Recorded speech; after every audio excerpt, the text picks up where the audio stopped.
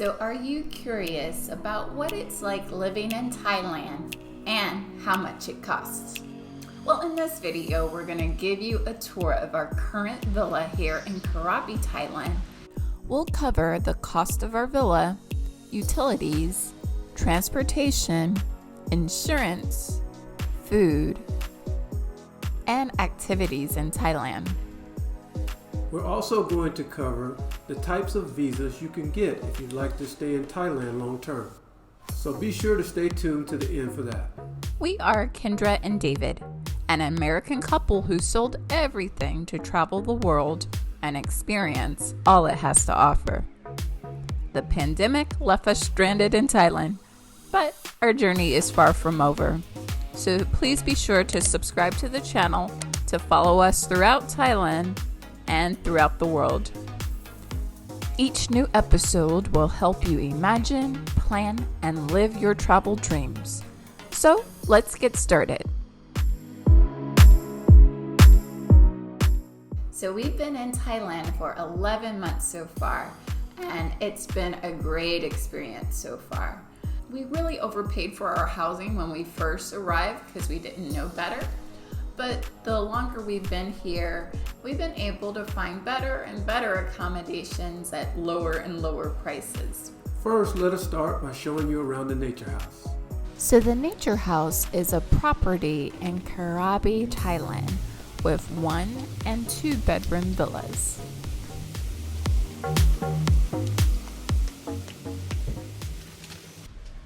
So welcome to our villa. One thing that's really nice about this place is just how airy it is. These big, almost floor-to-ceiling windows really bring in so much light, and it's such a nice natural landscape. There's a rubber tree farm behind us, so it's quiet with beautiful views. And just a small table to work at, small entertainment area. Now for a kitchen, it's quite spacious, and it's a Thai style kitchen, meaning that there's no real stove. So we just have this one hot plate here, meaning we can just make one dish at a time, but we really don't cook, so there you go. Kettle and microwave. Most kitchens in Thailand are like this. Sometimes you'll have two little electronic eyes, but more often than not, you won't have an oven in Thailand. A fridge. This shelf is our pantry. The bathroom is quite spacious and clean. Again, very spacious with a king-size bed. Nice, beautiful windows. And that closet comes in so handy to store things. So super comfortable accommodations. Plenty of room to store everything we own. And you can see on the outside, we have a lovely hammock that we can lay in. And this is our yard, people. That little dark part you see is a little creek. So when it's full, you can hear water running. It's very soothing. We love this villa because it's so colorful, it's so beautiful, it's so inviting, and it's also very secluded, very quiet, very peaceful and tranquil. This house is 1 bedroom, 1 bathroom, and it includes our Wi-Fi and weekly cleaning. It costs 10,000 baht a month. Our electric bill comes to $16.75 a month, and our water bill comes to 90 baht a month. This is definitely the cheapest we spent in monthly costs for housing in Thailand, partly because this unit just has 1 AC unit and uses less electricity, so we're spending much less in electric than the other places we've stayed so far. Another benefit of getting rental properties here in Thailand is they usually come fully furnished. So you really don't need to bring furniture. You don't have to think about that side of things. It makes it quite comfortable to just move around whenever you feel like you want to change the scenery. It's very convenient to do that here. So if you're interested in this type of property, the Nature House, they have both 1 bedroom and 2 bedroom places. The links are in the description box below. Our other monthly expenses include our motorbike rental. So that comes to 2,500 baht a month, and we also added insurance to that, so an extra 500 baht a month. And fuel for the bike only costs 320 baht a month, which just is a little over $10. Kendra and I decided during our travel we still wanted to keep our medical insurance compatible to what we had in the U.S. So we still spend about $270 a month on our insurance. For our activities per month, we spend 4,190 baht a month. And for our phone service, we spend 800 baht a month. Now for groceries, we typically eat breakfast and our lunch at home. So we're still spending about 130 per month on those groceries, but we eat out every day for dinner. Our biggest expense here in Thailand is eating out at restaurants and bars. So our grand total for eating out is a little over 13,000 baht a month, or $444. That's just our personal preference. Naturally, our food budget could be much lower if we're a bit more conservative on our restaurant spending, but we just choose not to be. So that's where we choose to spend our money for whatever reason. Yeah, so for a grand total, we spend about $1,500 per month here as our living expenses, which is for us fairly low budget. It's less than half of what we spend back at home in the United States. So we find living here in Thailand to be very economical. $1,500 for 2 people, eating and living. I feel like that's very reasonable. And we feel like our quality of life is much higher, even though we're paying so much less. For example, we would never be able to afford weekly cleaning in the U.S. Weekly cleaning is included here, whereas in the U.S. it would be like $600 a month to have someone come every week to clean. So we really appreciate that benefit. It takes something off of our plate that we no longer have to think about. And it just really increases our enjoyment of Thailand that much more. But also, too, just going to the beach every day. The beach is so close to here. Less than 7 minutes ride by my motorbike. I can be at the beach and I can sit, I can meditate, I can swim, I can hang out, I can run.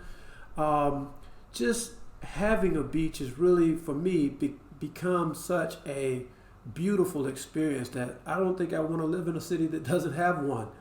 So it's just come to me that having that outlet has been very, very good, especially during COVID times when a lot of people don't get a chance to mingle and socialize.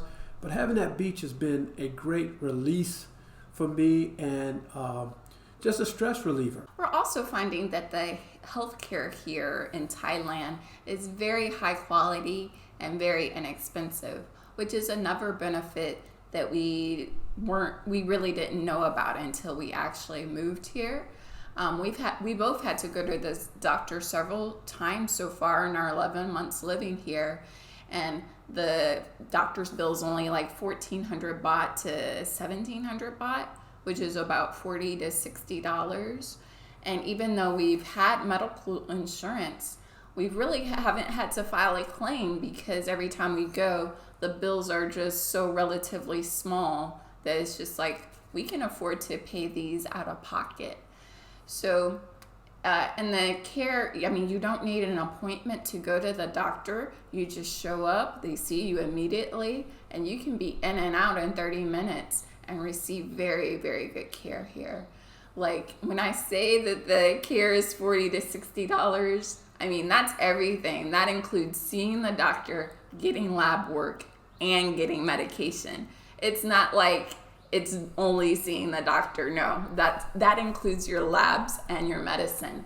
And when you compare that to what we were paying in the US, where $40 might cover your copay, and then you'll pay another $20 for medicine, and you'll pay another $80 for lab work.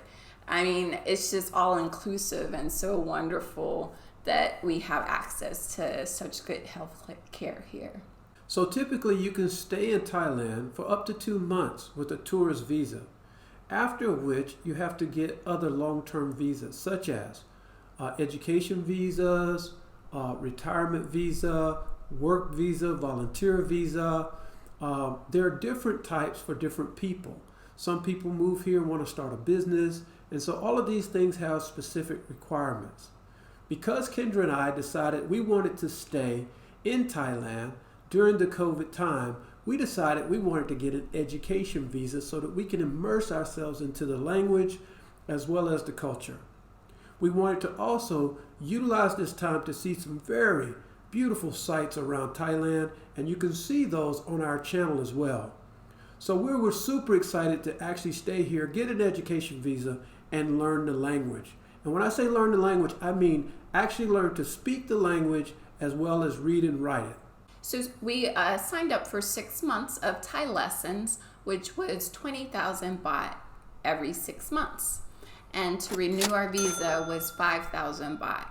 And the school makes it very easy to get this visa. They handle all the paperwork, and all you have to do is take the packet of papers to immigration, and pretty much that's it. You're approved, stamped, and ready to stay for 6 months or however long your visa is. It was a seamless process, and I feel like we're getting a lot out of the visa because we're actually learning a skill in the process of getting this education visa, which I think is so beneficial. Other options for visa include a volunteer visa. That's also popular. You would just find an organization to volunteer with, and that organization will help you get the necessary volunteer visa to stay in the country. Another one is a work permit. This one can be a little challenging because you have to have the employment before you come to the country. So you can apply for, usually the easiest ones to get are teaching English as a second language. And your employer will help you get the work permit necessary. Usually, like even if you come on a tourist visa and find a job here, you would still have to leave the country and then come back to work because you can't start working after you've been a tourist. So it's kind of challenging to get a work permit now in the sense that travel restrictions at this moment don't allow people to leave the country. But a work permit is another popular way people stay in the country long term. Another popular way is actually to retire. Some people here are actually expats from all over the world. Some are from the United States, the UK, different parts of Europe. They're retired. And from their retirement benefits, it's easy to actually live here. Kendra mentioned before, the cost of living in the United States for us have been cut in half by living here. So I can understand why many people who have retired decided to retire in a warm climate, beautiful place such as this. With all the benefits that they have, this works very well for them. And then plus two, having the high standard of medical care for the elderly and people like that, it just works as a win-win. So people who are over the age of 50 can actually retire in Thailand. And they can do so by showing proof that they have $2,000 a month income or having a $25,000 deposit placed in a bank here in Thailand. Yes, the requirement is just that you can prove that you can support yourself for a year. And usually the retirement visas are renewed every single year.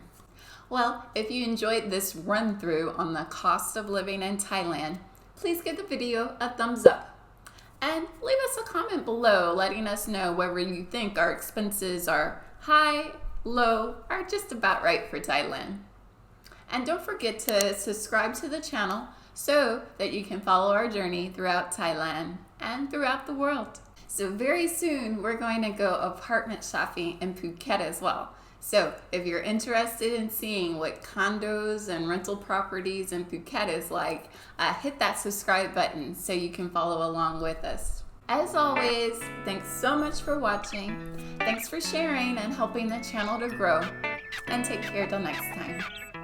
Bye guys!